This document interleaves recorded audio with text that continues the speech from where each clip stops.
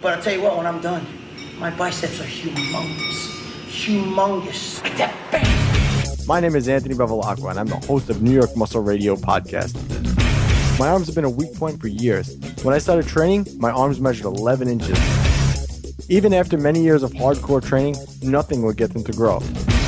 With the help of my co-host, Big E, we set out on a mission to gain 1 solid inch to my arms in 12 weeks. In the greatest experiment of all.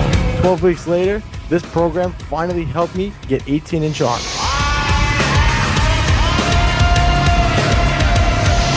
The 12-week arm experiment, the ultimate arm growth program, ebook, the audio book, and the workout video. Pick up your copy now on NewYorkMuscleRadio.com.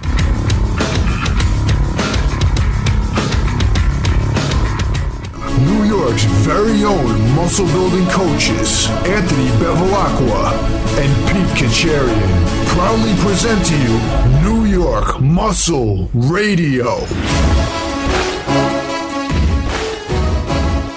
What's up, guys? New York Muscle Radio, episode number 129. It's your host, Anthony Bevilacqua, alongside my co-host, Big Pete Kacharian, and welcome to the best muscle building podcast on iTunes. If you're a new listener, welcome to the best muscle building podcast in the world, New York Muscle Radio.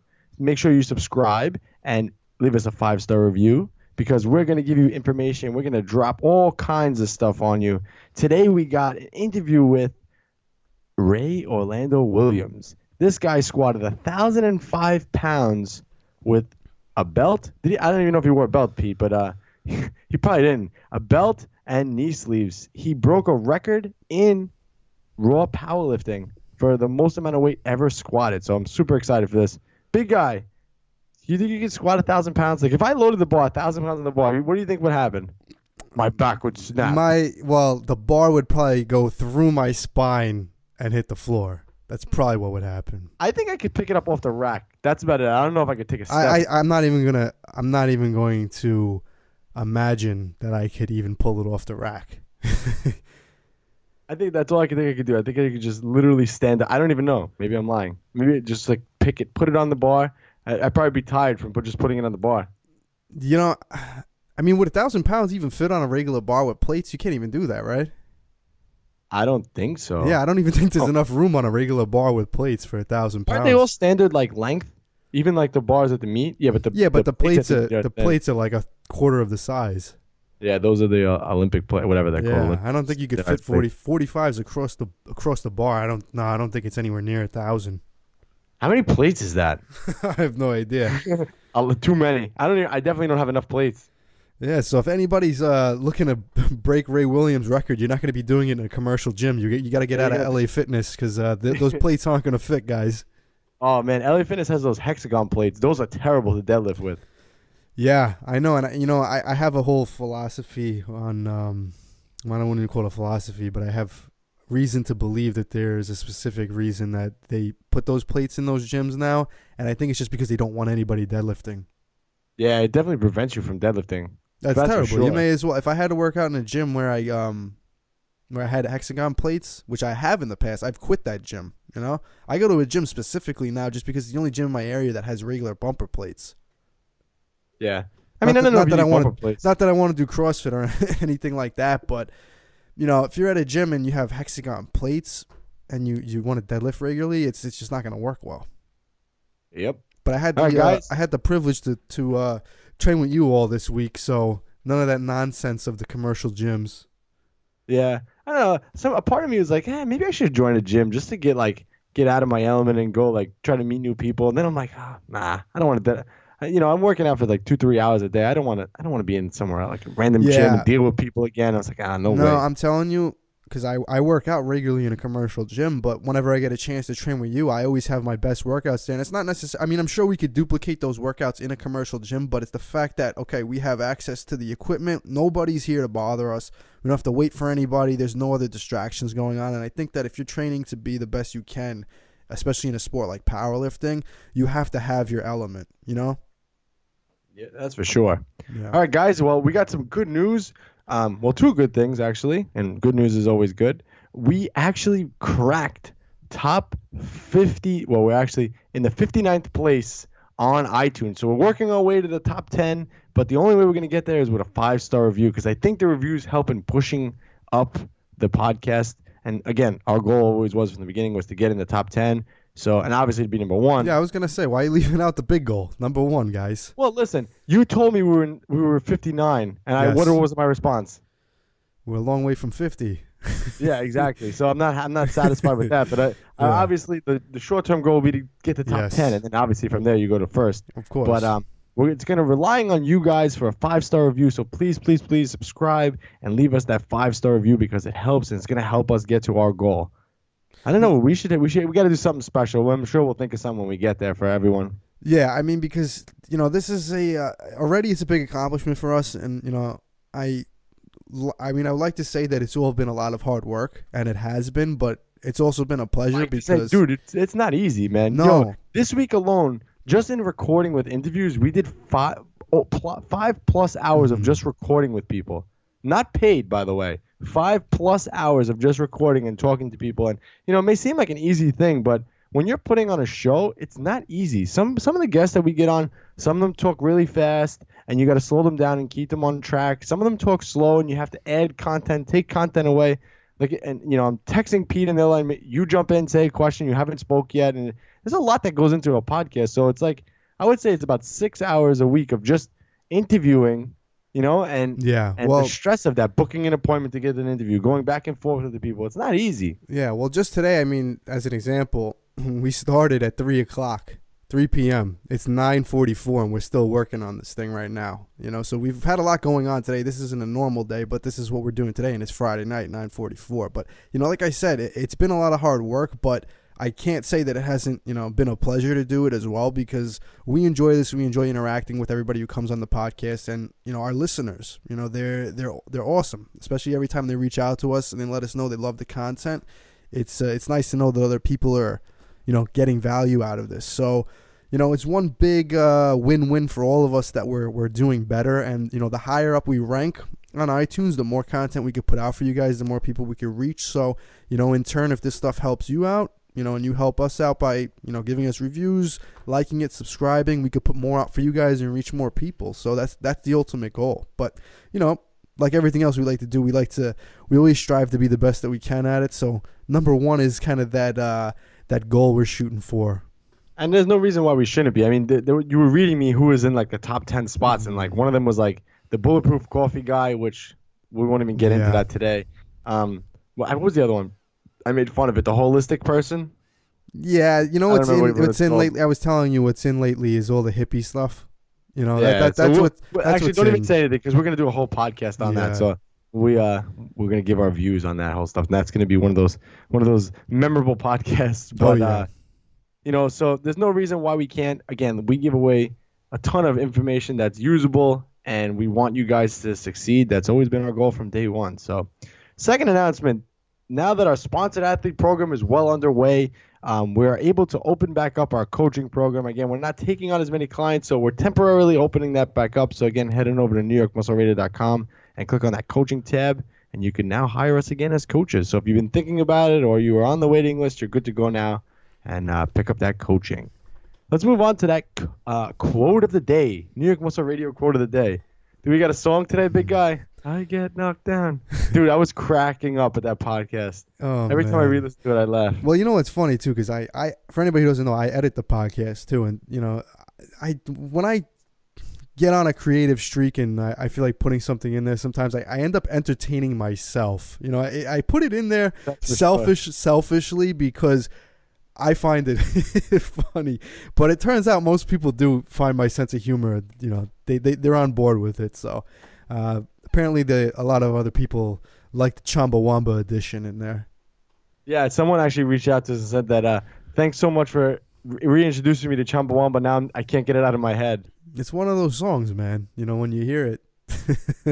All right, so today's quote of the day, and this is fitting because I actually stole this from Ray Orlando Williams right off his Instagram page. It's a quote by Bruce Lee, and it says, "Do not pray for an easy life. Pray for the strength to endure a difficult one."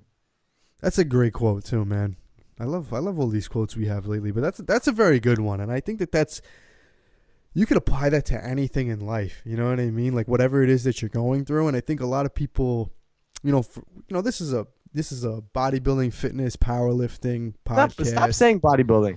We still have some bodybuilding fans that listen to us. No. Well, fitness encompasses everything, so we could say fitness. Bodybuilding, you know what it is? The word bodybuilding has just a when the average person hears bodybuilding, they're like, "What the hell is that? I'm not a bodybuilder," you know?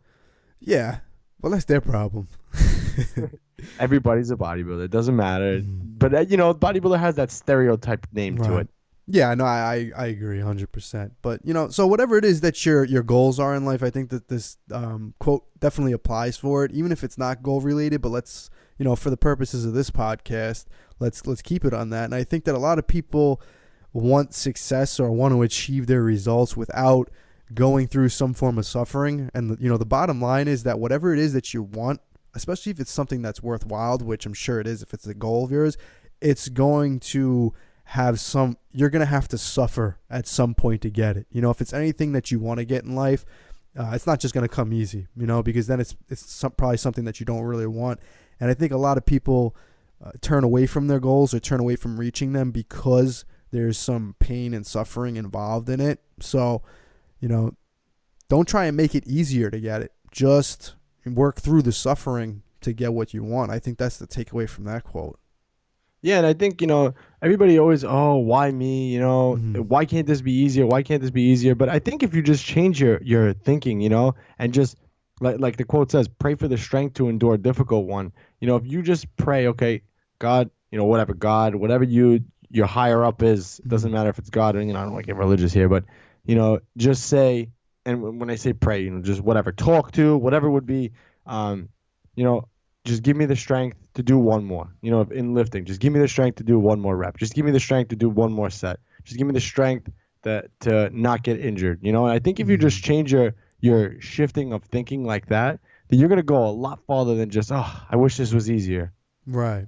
Yeah, because people just want it to be easier, but they don't realize, like I said, that no matter what it is in life, you're gonna have to. I mean, I'm using the term suffering, but that's essentially what it is. There's gonna be suffering involved in anything in life, so you should just understand that while you're getting into it, that if you have a goal set, you just need to commit to going through it and dealing with the suffering that comes along with it, because that's the goal. That's what you want. So you're gonna have to go and do whatever it takes to do it. Exactly. So again, that was a good quote by Bruce Lee. So shout out to Ray Orlando Williams, because I stole that from you. So he's gonna listen to this and be like, they stole my quote. But yeah, that was a good one, so we had to steal it. And you actually like Bruce Lee. I think you're a fan of Bruce Lee. I'm a fan. It's funny. I'm not a huge martial arts fan or anything like that, but I am a Bruce Lee fan because I think Stop lying, man. You definitely did karate as a kid. I did do karate. Had the whole, yes. You did. What color Actually, belt did you I did taekwondo, to be honest with you. So. Oh my god. My client's husband does that. Melody. My husband's like a what they call the guys. The sensei. The sensei, yeah. Yeah, her husband's one. Oh, really? Yeah. Taekwondo when I was a kid. I was actually really good at brick breaking. That was my, not brick breaking, it was board breaking. We weren't that advanced. We were doing okay, good. I'm glad you brought that up. So how do you break the board? What's the secret in breaking the board? Does it hurt your hand? No, I broke it. I did this when I was a kid. We didn't even do it. I wasn't even, I guess you do that when you get higher up in the belts. I was only doing it where I was doing, I was kicking the board. So I broke it with my foot. Hey, listen, man, I was 5 years old. I think you're going to give me some... man, you always disappoint.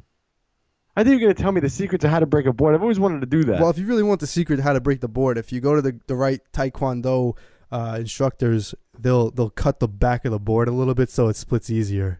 That's the trick? That's the secret, yeah. Really? Yeah.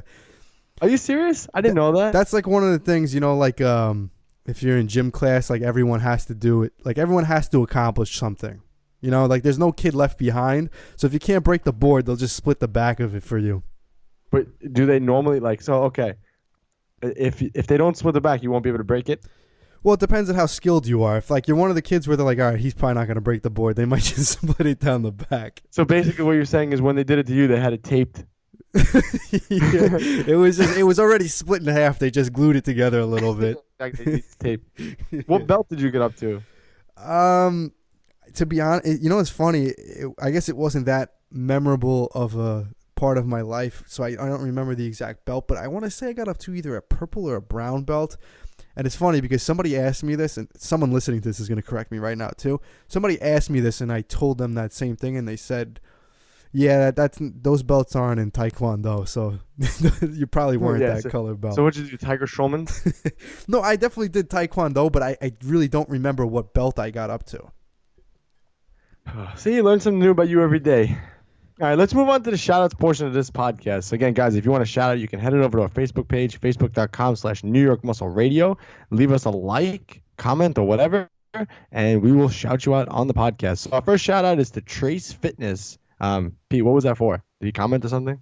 No, he messaged me on Instagram. I believe it's Trace Fitness, but he messaged me on Instagram because he just wanted to reach out and say that he's been listening to the podcast, and he has been applying a lot of our stuff as far as reverse dieting and cutting on higher calories. And he told me, I don't have it in front of me, but he said, he was able to diet down. He's dieting down for a photo shoot, and I think he was like 3,200 calories or something like that. And he said his carbs are extremely high. He hasn't had to drop them. He keeps them, I believe he was like, in the off season at like 500, didn't have to drop them below like 200 or 300 to get in photo shoot shape. So that's I told him, I said, that's excellent, man, because that's clearly what we talk about here. There's no reason that anybody who maximizes their metabolism has to diet on 0 carbs or 25 carbs or any crazy crash diet, and he's been applying it and he's been getting the results. So I love when people reach out to me and let me know, or however they get in touch with us, whether it's Facebook, Instagram, let us know that they've been listening to the stuff that we put out there, and they put it into action and they get the results. Wait, so I want to go back to the karate thing really quick. Yeah. So if I put a board in front of you, you wouldn't be able to break it? Listen, I was like 5 years old back then. I'm a lot. Your brain hasn't matured much. My body has matured a lot. That's all that matters. Okay. All right, moving on with the shout out. In fact, I'd probably put my head through it today. Yeah. All right. There you go, big guy. Continuing the shout-outs. Ross Ellemendorf, Nicole Marie Kringstad, Mark Allen Lee, and Altug Seelig. See, I'm getting better at this. No, I don't think so. I'm close enough. All right, guys, again, if you want to shout out, head on over to our Facebook page, and we'll shout you out.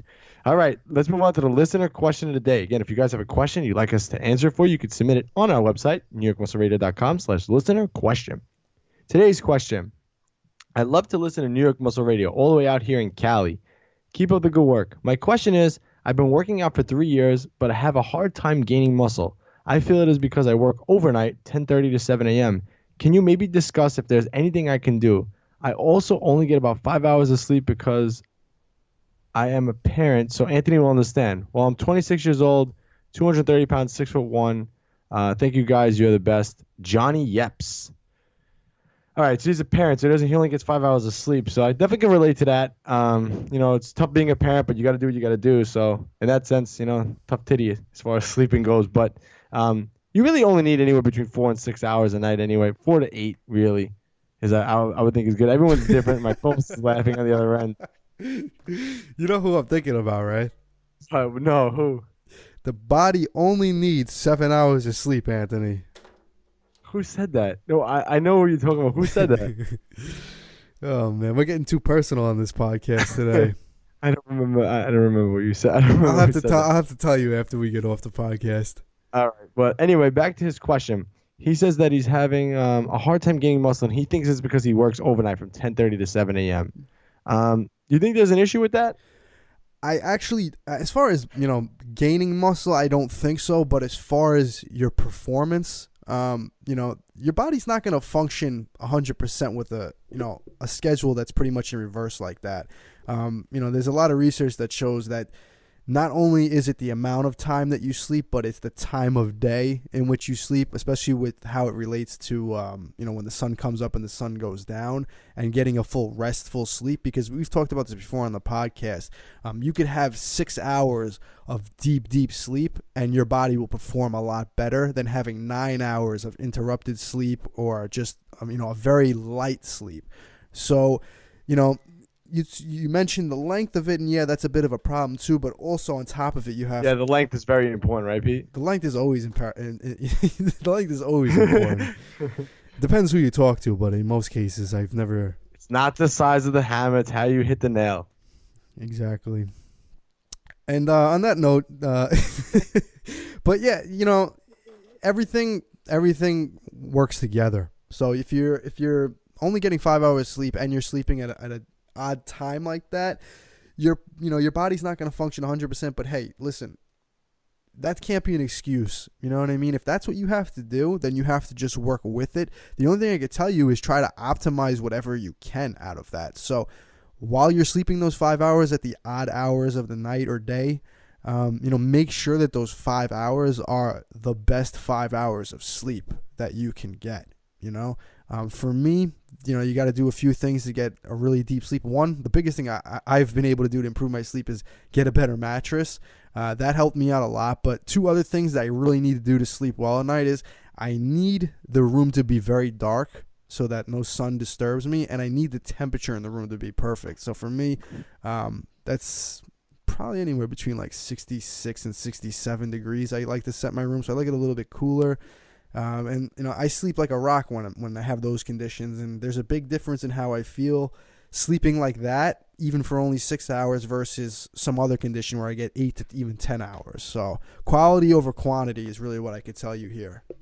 Yeah, the one thing that I'm also going to tell you too is when you have that kind of a schedule and you're sleeping during the day and up at night, one of the things that can be an issue is vitamin D levels, because obviously you're not in the sun as much. So what I've noticed, I've had some clients who had experienced that. Actually, I had one client whose testosterone levels actually dropped because of that, because he wasn't getting enough quality sleep, he wasn't getting any sun, and it kind of throws off your natural rhythm. Again, you have to work, so there's nothing you can do about changing your schedule. If you can change it, that'd be wonderful, but again, you have to work with what you got. So just like my co-host said, make sure everything's dark, try to really sleep, and work your schedule optimally around that. So if you work from 10:30 to 7, maybe go straight to the gym at that point, work out, and then just sleep again until you have to go back to work. Again, you're just going to have to fit your schedule best. I wouldn't say that you're not going to gain muscle because of that, because that would be false. You're going to gain muscle making sure your nutrition is on track, you're training good, you're training with progression. You could use one of our programs. You could pick up the Jacked program free on our website, NewYorkMuscleRadio.com. Click on the products tab. You could download our free program right there, and that'll help you make some gains. You just got to make sure your nutrition's right. So maybe picking up a copy of Cracking the Flexible Dieting Code to teach you how to diet, because that's really what's going to make you gain muscle. Again, there's nothing you can do to change your work schedule, so you're just going to have to work as best around it. Plan for your day, and you'll plan for success. Yep, you just got to work with what you have and make it as optimal as possible. Yep, and enjoy what you're doing too, because I think that's an important part of it. All right, guys, we're going to take a short commercial break, and then when we come back, we're going to have on Big Ray Orlando Williams. Damn, man, can you imagine putting 1,000 pounds on your back? I just can't. Every time I see it, I'm like, ooh. I wonder if he takes like fucking Tylenol and shit. If he like lives on that. What's crazy about 1,000 pounds on the back is not even, forget squatting it. That's insane. That's out the window. But holding 1,000 pounds on top of the human body, especially when it's not in a comfortable position, what that must feel like, just holding it. I can't imagine. I have no idea, because, when you get stronger, does that 1,000 pounds actually hurt any less on your back? I wouldn't think so. It's still 1,000 pounds on top of bone and skin and muscle, I don't know, man. Today was my third day of squatting, and I had 455 on the bar. And I stepped out of the rack with it, and I felt 455 on my back. I just felt like my whole upper body, so I can imagine double that, Granted, I can't imagine it. All right, we'll be right back. Want anything special for your birthday? Just a decent cup of coffee. You're kidding. I'm serious. Honey, your coffee's undrinkable. It's pretty harsh. Well, so's your coffee. The girls down at the office make better coffee on their hot plates. And he didn't even kiss me goodbye. If I could just make a decent cup of coffee, I could relax. So, relax. Why don't you try Coffeine from BuyProteinCoffee.com. Tastes good as fresh perked. Good as fresh perked. And it has protein. 10 grams per scoop. I'll surprise Harvey for his birthday tonight. Hey, great coffee. Doesn't it taste good as fresh perk? Better. Better than those girls make at the office? Honey, their coffee can't hold a candle to yours. Coffee, the world's only instant coffee that's fortified with muscle-building protein. Visit buyproteincoffee.com now.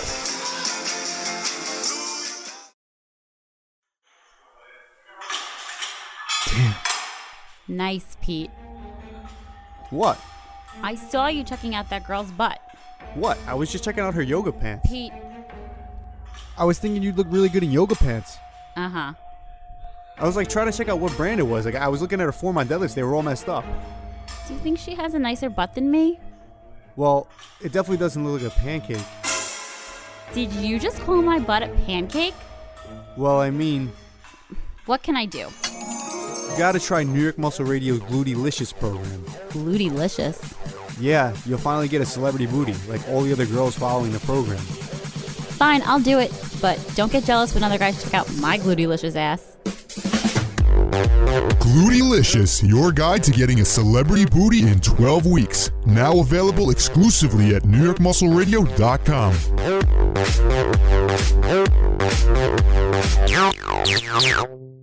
What's up, New York Muscle Radio listeners? It's your co-host, Big Pete Kacharian, and I'm glad you're all listening. Put down that tilapia and asparagus. Learn how to get bigger, stronger, and leaner eating what you want. Pick up a copy of Cracking the Flexible Dieting Code exclusively at NewYorkMuscleRadio.com.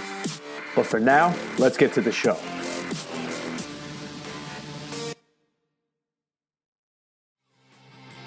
Hey guys, it's your host, Anthony Bevilacqua, and I just wanted to announce that my brand new personal training facility is now open. I'm currently taking on new clients in the Long Island, New York area. If you're interested in working with the best personal trainer in the business, head on over to abfitnesstrainer.com and sign up for your free consultation. Then you can understand why bodybuilding.com has named me Personal Trainer of the Month. All right, guys, we're back. New York Muscle Radio, episode number 129. So we got on the line here, me and my co-host Big Pete, we got on Big Ray Williams. Big Ray recently squatted 1,005 pounds at the USAPL Raw Nationals and was the 2015 #1 Raw Male Best Lifter. So first off, welcome to the podcast, big guy, and thank you so much for coming on. So Ray, the question of the day is, what does 1,000 pounds on your back feel like? It's pretty stifling.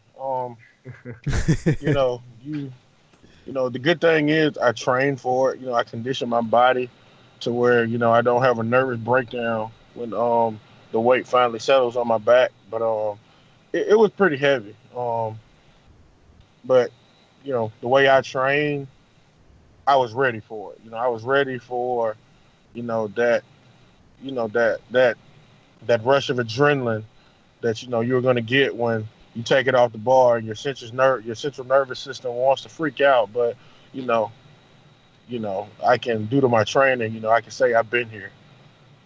Yeah, I think with that lift you broke. I mean, I'm not 100% sure on this, so don't quote me if I'm wrong here, but you broke the all-time record for the most weight lifted at a USAPL meet, correct?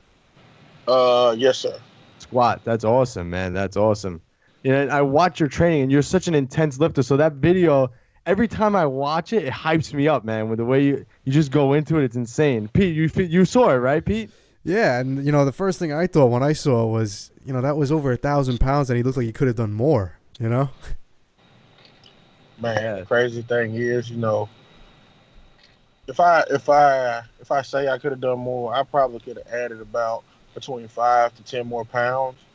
But my coaches, Matt and Susie Gary, they've taught me one thing over the years. Sometimes it's not the strongest guy to meet that wins the competition, but the smartest. So I just wanted to be the first to complete 1,000 with just sleeves on, accomplish that milestone. So now that's behind me. Now I can actually see what I can do. Yeah, Matt and Susie are great people. We had them both on the podcast, and I've been in a seminar with them, and they're just great people. I didn't even know they coached you, but they're so humble. And actually, I did know they spoke very, very highly of you at I went to Lane's VIP camp, and they spoke very, very highly of you. So, Ray, tell us a little bit about your past and how did you discover powerlifting? Were you always into lifting? Talk a little bit about you because I'm curious where you came from. Well, it starts way, way down in the country. I'm born and raised in Demopolis, Alabama. Went to and played football at Demopolis High School. That's where I was introduced to the weight room. And if you don't know anything about little old Demopolis, it is very, very competitive when it comes to high school sports because that's all we really have, is, sports. And, in the weight room, our high school coach, Doug Goodwin, he had 3 plaques on the wall, one for bench, squat, and hang clean.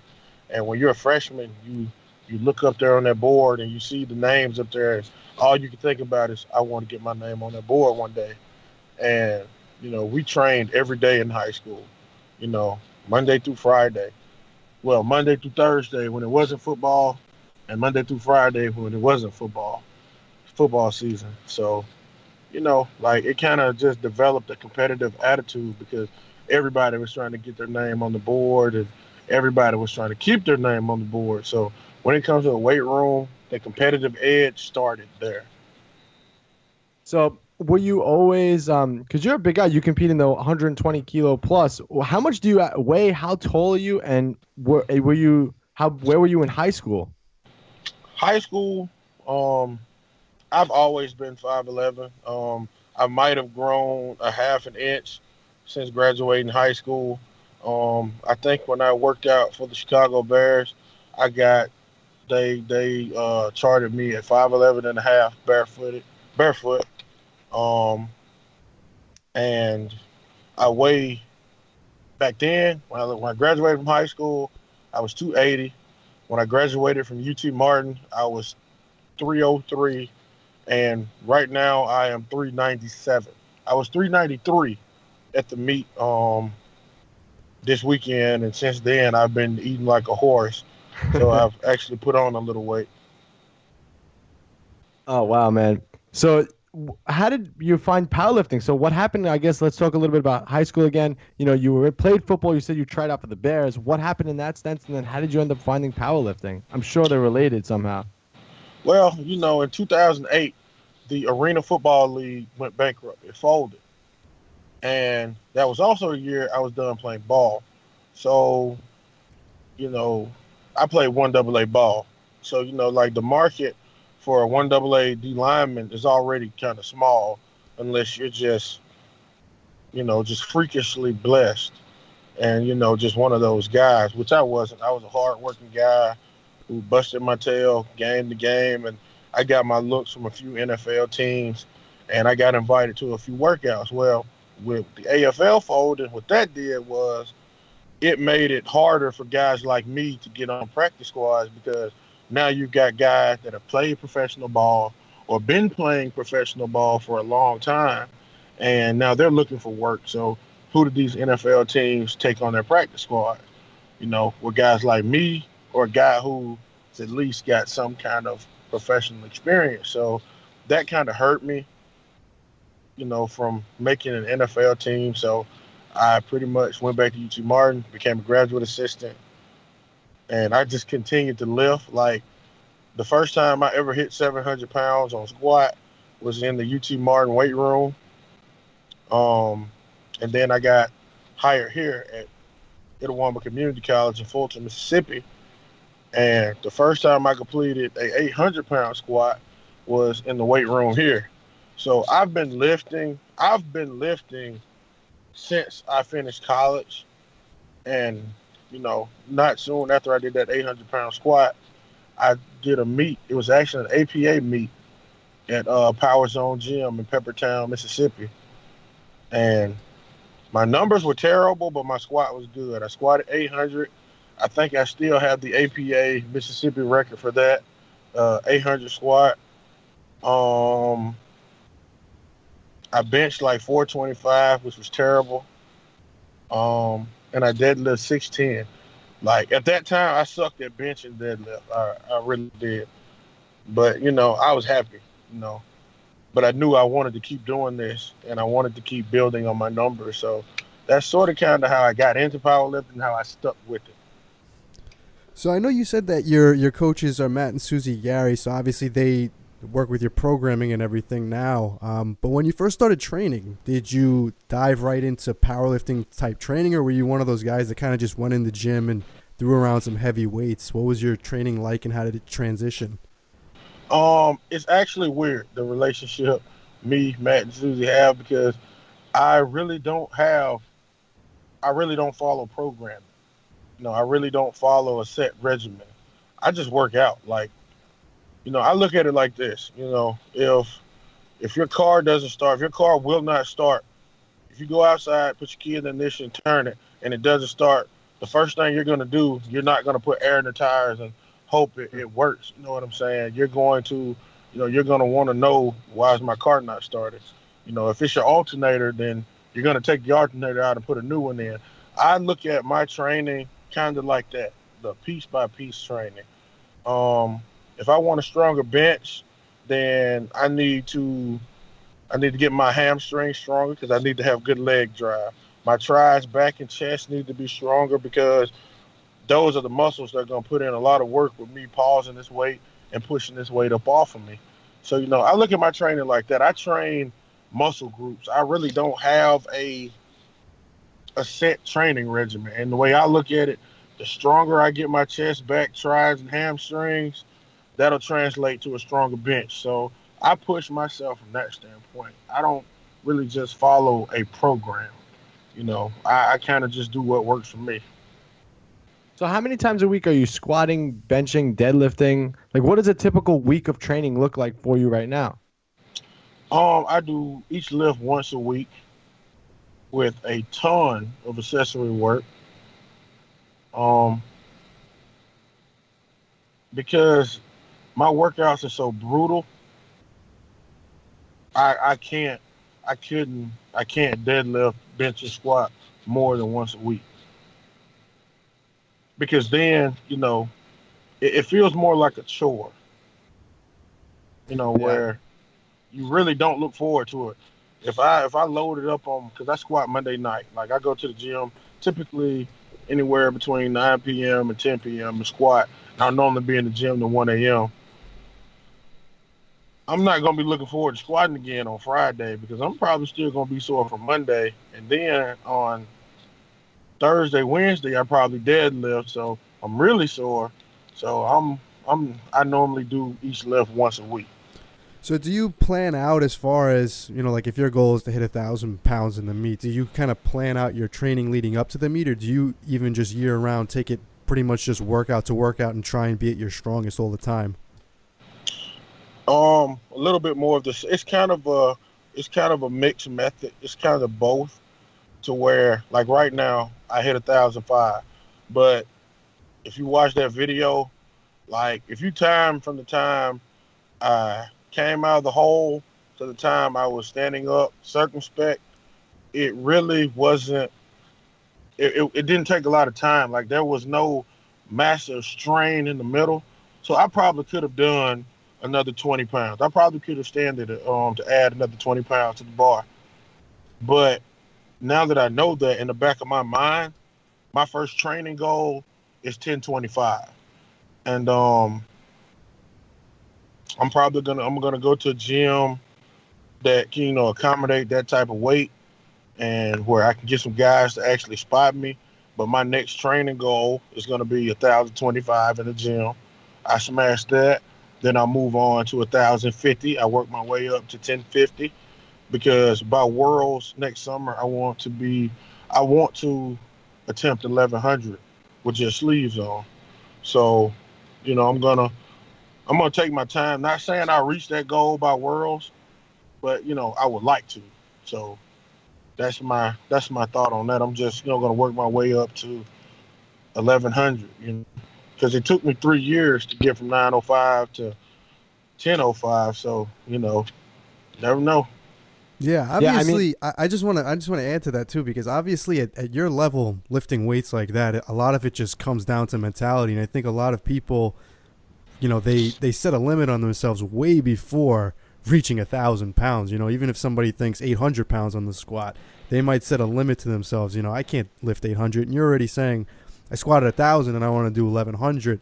You know, what's your mentality as far as you reaching new goals? Because it sounds like you don't have any limit set on yourself. No, I don't, and it all boils down to my training. Like, your mentality, all of what, and that's what I try to explain to people. Because, you know, like, as soon as that squat hit the internet, you know, there was already people, well, he's not clean, he's this, he's that. Well, I mean, that's fine. You know, that's fine for you to make that assumption. You know, it doesn't bother me because I know it's not true. But, you know, people don't see the hours that I put in the gym. Even with my Instagram and Facebook posts, you see the finished product or the product that I want to present. People don't get to see the 3 to 4 to 5 hour training sessions that I put in, day out. People don't see the amounts of ibuprofen and Tylenol you have to take when joints and ligaments are hurting and swollen. Like, people don't see that. They only get to see the final product. And my whole deal is, if I'm going to go through all this, then by hell or high water, when I take that platform on game day, I'm going to get what I came here to get. You know, that's just my mentality. And then, you know, you win some, you lose some, but no matter what happens at the end of the day, I'm going to give God his due glory, no matter what happens.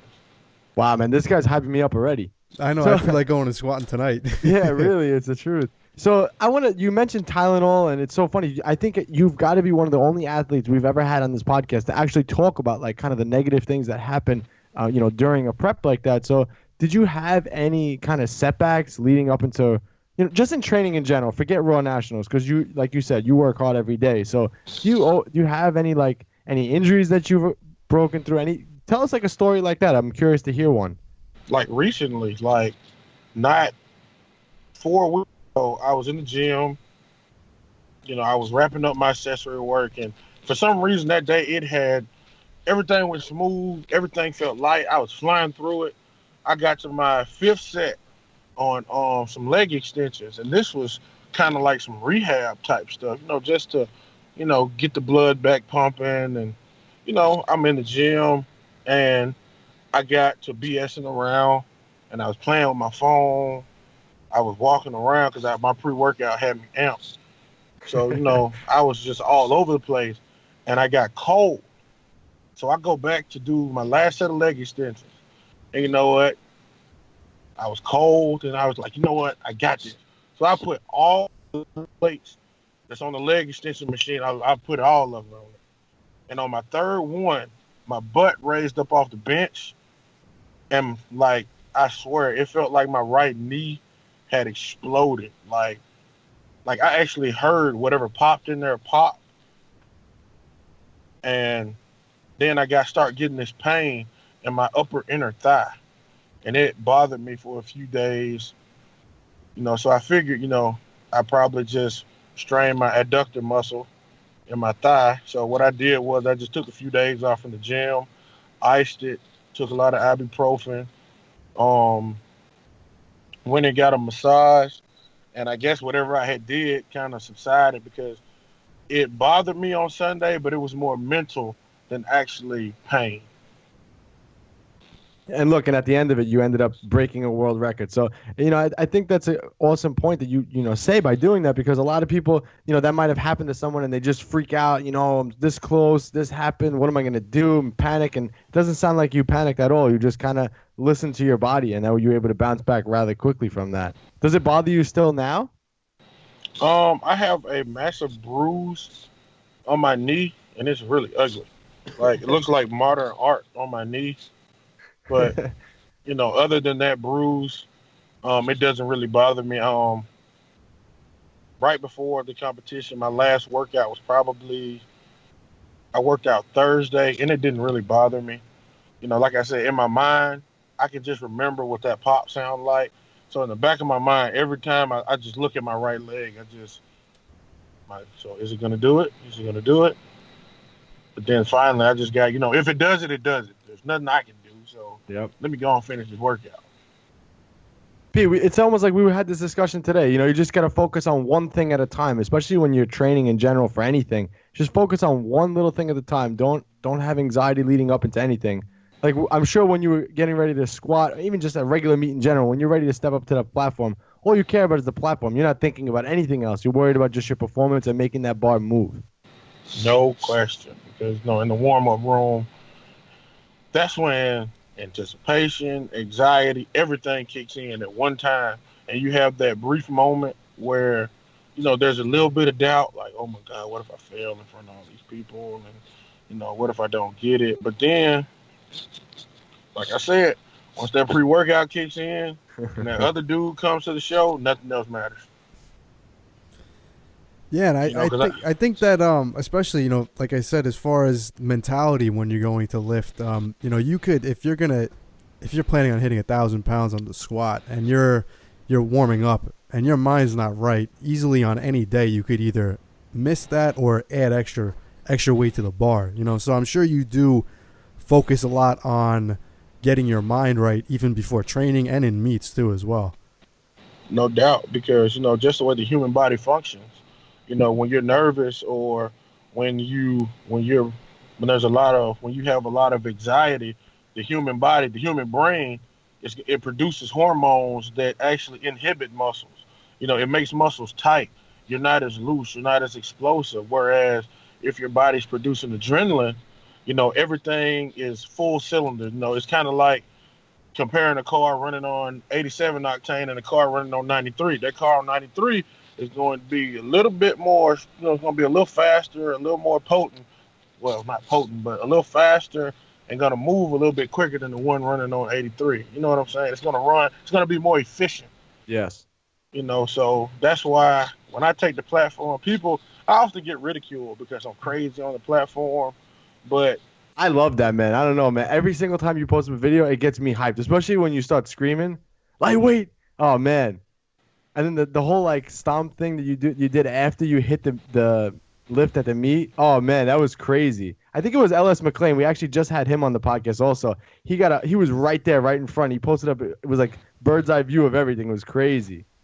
Man, because when I was done, because honestly, truthfully, if you want to know the truth, that 844 in the back of my mind, I'm like, man, I'm not about to get this. But hell, I'm here. Might as well try it. It's funny you mentioned that actually, because you wrote this on your social media that everyone's talking about the squat, but at the same meet you deadlifted 844, and you said on social media you were so proud of that lift and you worked your tail off for it. Is deadlift something that you normally kind of struggle with? Oh yeah, because when I had my glute strain, there were times where I would pull 500 pounds, and I kid you not, once I got mid shin, my body would shake because in order not to feel the pain, I had to overcompensate with my right leg because my left hamstring, my left glute would not, it would hurt so bad to pull big weight. So, just where my deadlift has come in the past year and a half, I'm so proud of my deadlift. And that just comes from, getting healthy, getting stronger in some areas, and just learning how to do the lift because I was deadlifting all wrong when I first started. I didn't know the type of bar. I didn't know the difference between the bars we use or nothing like that. Because if you watch some videos, some guys, how they are able to yank the bar off the ground and the weight just seems, it comes off the ground just so smooth. I kind of figured out those guys are using actual deadlift bars. The bars we use in USAPL, you can yank them and they'll come up a little bit, but it's not like an actual deadlift bar. Yeah. So what did you do for your prep for this meet to get your deadlift to where it was? Because I think I was scrolling back on your Instagram right before this just to kind of get some background info. And I think last year around this time, I don't remember what meet it was, you did 777 at a meet. So at Raw Nationals, you did 844 in less than a year. So you jumped a huge amount. So whatever you're doing, you did right. So what was your training like, leading up to that kind of deadlift? One of the biggest things I did was, and I'm not ashamed to admit this, I stole it from Perry Ellis Jr. I stole this from him. I did a meet with him after Worlds, I think last year after Finland, I did the summer showdown in Atlanta with Josh Rohr. And I saw Perry Ellis' setup for deadlift, how he gets his shins about an inch from the bar and he kind of puts all his weight on his heel. Like he gets really, really flat footed. And then he grabs the bar, he rocks back into his pull position. Like he gets all the weight on his heels. Then he just drives through the ground. He keep his back flat, like keep his spine in the line. And it just came up like butter. And I'm like, I'm gonna try that when I get home. And I was doing it and I was moving bigger weight, but something was still wrong. So I reached out to another friend of mine, Richard Williams from South Carolina, and he told me, watching your videos, when you get to the top of your knees, you always throw your head back. And when you do that, you deactivate your shoulders. So what you need to do is, instead of throwing your head back, throw your head into your chest. Make sure you keep your spine in line. That's going to keep your shoulders tight, keep your shoulders in line, and you'll be able to lock it out easier at the top. And that also helps. So between me switching up some things and getting healthy, taking advice from friends and stealing a few things, that's kind of how I put up a bigger deadlift at this meet. All right, so I want to talk a little bit about, just you in general. You have a ton of muscle on your frame, and you work out so intensely. So what does a typical day of eating look like for you? Because I'm sure, 390 pounds or so, there's got to be a lot of calories to fuel all that muscle that you got. And you're an athletic guy. I mean, you said you played football. So what's like a typical day of eating like for you? Being that I don't, I don't want to go in public and just eat. Like, you don't want to embarrass yourself. You don't want to go in public and just smash. So what I try to do is I try to eat a lot of stuff that is going to blow up, like, rice, bread, stuff like that. Like once you eat it, it swells. That way you feel full. So me, my diet is pretty much a lot of rice. I love rice. I try to eat as lean as possible, as clean as possible. But, if you follow my Instagram, you see that doesn't always go accordingly because, I love bacon. Like, I was just going to say, it seems like your secret to success is breakfast foods, grits, bacon. Oh, yeah. Like, if you've ever been in Alabama, Mississippi, or Georgia, like, that's all people talk about, like, how you got so big, man? Cornbread and collard greens. So, that's a Southern thing. Like me, I can eat breakfast 3 times a day and not bad an eye. Like, I love breakfast. So I'll probably go home after this. I'm at a high school football game now. I'll probably leave this game, go home and cook some breakfast. So, with lots of bacon, to me, you want to know my secret? It's bacon. Eat a lot of bacon. It's crazy. I've been wanting a lot of bacon lately, and my co-host said that must be your secret, the bacon. Man, it is. I'm telling you, it's in the swine. What kind of bacon do you like? Which one do you prefer? Man, there's nothing like like when you buy bacon. People talk about healthy food being cheap. No, healthy food is not cheap. Good bacon will break the bank. Like, if you got to get that good thick bacon that you cook, you get it good and crispy. Oh my God! Like, I'm getting hungry now. Let me stop. But yes, good thick bacon. So I want to ask you, because it sounds like, based on the way that you train and the way you eat, it really seems to be kind of you just following the way you like to do things and what you feel works for you and your body. A lot of people that are involved in this sport, they'll listen to certain people who kind of preach that, if you want to get stronger, you need to train this way. If you want to perform better, you need to eat this way. But, you're clearly very successful at what you do, but you seem to have your own strategy as far as doing it. Is that something that you really, you feel is kind of you attribute your success to just following what your body's telling you to do? Or do you feel like you're just able to do it in spite of that?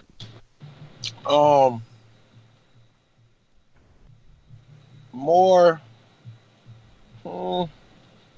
it's just, like, it's powerlifting. Don't get me wrong, I love what I do. I love the sport. I think it's awesome. It's probably one of the best decisions of, one of the best investments of my time that, you know, I've made in a long time, and I'll never regret getting into this sport. But the thing is, man, what people don't realize is training sucks. Like, training is terrible. Like, it be some days I'll be in the gym mid-set, like, I'll be doing a set of 20, and I'll get to 12 and be like, why am I doing this to myself? I just want to say, I love that he's saying this, because I think a lot of people feel this way, but they don't express it. And, you know, it's if you don't make it fun, like if you don't make training fun, if you don't make this sport fun for you, then, why do it? You know, like, I only know a handful of people who got rich off power. How many people can you name that got rich off powerlifting? You know, powerlifting is fun. Ray Williams, he has that real bacon. Yeah, there you go. But, like, man, you got to make it fun for yourself. And me, I think I know enough about the human body and how the human body works to where I can go in the gym and pretty much figure out what I need to figure out through doing stuff. And whatever I can't figure out, I got enough friends and, met enough people in powerlifting to where, well, you know what I'm saying? Dennis Cornelius is real good at bench. Like, his bench is killing mine. And so, and I just want everybody to know, I'm saying it, I don't care how big you are, size does not matter in powerlifting, because I'm almost 100 pounds bigger than Dennis. And on my best day, I probably couldn't get close to his bench. But that's what I'm saying. If I need a tip on bench, I'm not ashamed to inbox or message Dennis and be like, man, you don't have to tell me what you do, but, give me a tip. What is the secret to your bench? Like, people want to know the secret to my squat, and I'm not afraid to tell people what my secret is. My secret is not speed. Like, people believe in speed out of the hole. Like, how do you generate that much? Because if you watch my videos, I go down slow, and I'm able to generate a lot of power, a lot of force from basically a non-moving position. Well, that's because that's how I train. I don't believe in bouncing out of the hole really hard. That's bad for your knees. That hurts your lower back. And if you mistime something, you will kill yourself. Especially you pause at the bottom then pretty much in training? I don't pause, but I take the weight down really slow, because you got to think about it. If you bounce a bar with a lot of weight on it, what's that bar going to do once you start going up? That bar is going to oscillate to some effect. It's going to oscillate. And the one thing you don't want to do is get caught like halfway and that bar is on a downward motion. Like, you don't want to start struggling and that bar pushes you down just a little bit, because that's going to stop your upward momentum. My thing is, I want to eliminate all oscillation from the bar. I want that bar sitting still on my back when I go down. That's why one thing I don't do, and this may not work for the next Joe, but it works for me, I don't bounce out of the hole that hard, because I don't want that bar to move, especially in training. Being that I train alone, you're doing 955 and you get stuck and you have to bail that weight and you don't get from under it. I'm in the gym at 1 o'clock in the morning. I'm going to be on that floor broken and bleeding until somebody comes to the gym at 6 a.m. So, I had to get real efficient at doing what I do. And yeah, speaking of which, I watched that you squat by yourself and you have like the chains under the barbell to catch it just in case. But I don't know if that rack will hold that weight up. Believe it or not, that monolith, old faithful, she's 930 tested. I can honestly say she's caught 930 and held up well. So she saved my life a couple of times. So, Ray, a lot of top-level powerlifters were strong even before they started lifting weights. So a lot of their success is kind of based off their God-given genetics. Are you just naturally strong, or do you think your training has aided you to get to the top? Naturally, I would say, I'd like to say I'm naturally strong, but I would attribute about 85% of my success to my training, because I told you my numbers from my first meet, they were terrible. Like, I had 525 bench and 610 deadlift and 800 squat. That's like right at 1,900 pounds, 1,900 pound total. Not bad for your very first meet, but man, like my training, just the evolution of, me in the beginning to now, like it's undeniable. I would be crazy if I say, naturally I could, even do half of what I'm doing now. Yeah. So one thing I noticed that is different from you versus other lifters, that you incorporate what looks like high intensity cardio kind of into your program. You do hill sprints. I've seen you do the agility ladder. Do you have a specific reason for doing this? And if so, how many times a week are you actually doing cardio? I do cardio on my days where I do nothing but accessory. I do some type of cardio, whether it's doing abs until my heart's about to come out of my chest. I try to incorporate something. It's not anything, really deep. The main reason I do it is because of the stuff I eat. I eat a lot of pork and, stuff like that. I don't want to die. I'm 393 pounds, at 6 feet tall. If you listen to what science tells you, you're not supposed to be that big. But, science also says you're not supposed to squat 1,000 pounds either. So I think you're overdoing the limits there. Touche. But, you probably burn so many calories during a normal session. You're a big guy, I don't know. Not that I wouldn't be worried about that. Of course, your health is priority, but I wouldn't say that you're not like an average 390-pound, 5-pound guy, Oh, no doubt. Because, dude, I've seen you do pull-ups. Like, that's insane. That's insane. For me, it's all about pride. Like, it bothers me when people be like, well, you're only strong because you're so big. You can't do such and such. The first time I heard that, it kind of made me mad. Like, well, you can't do dips and pull-ups and a lot of sit-ups. So, what? Like, what outdated science book are you reading where it says fat people can't do pull-ups? So, I just took that to heart. I take stuff like that personally. So, Ray, if someone came to you and said, Ray, make me a champion, I want to be the best like you, and that you kind of took this person under your wing, what would you recommend, and kind of what would be the training program that you would kind of put together for them? What would you tell them to do eating-wise? I just curious, if someone came to you and said, Ray, I want to be like you, I want to be a champion, what do you do? Well, first thing I tell them, I'll teach you the rules and how it works.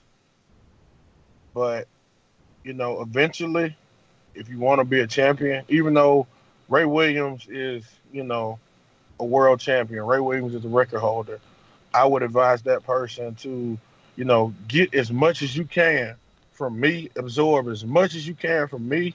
But eventually, it's going to come to a point where you're going to have to say, what Ray does in this area don't really work for me. So I'm going to do this to see how this works. Because at the end of the day, when you go on that platform, Ray can't go with you.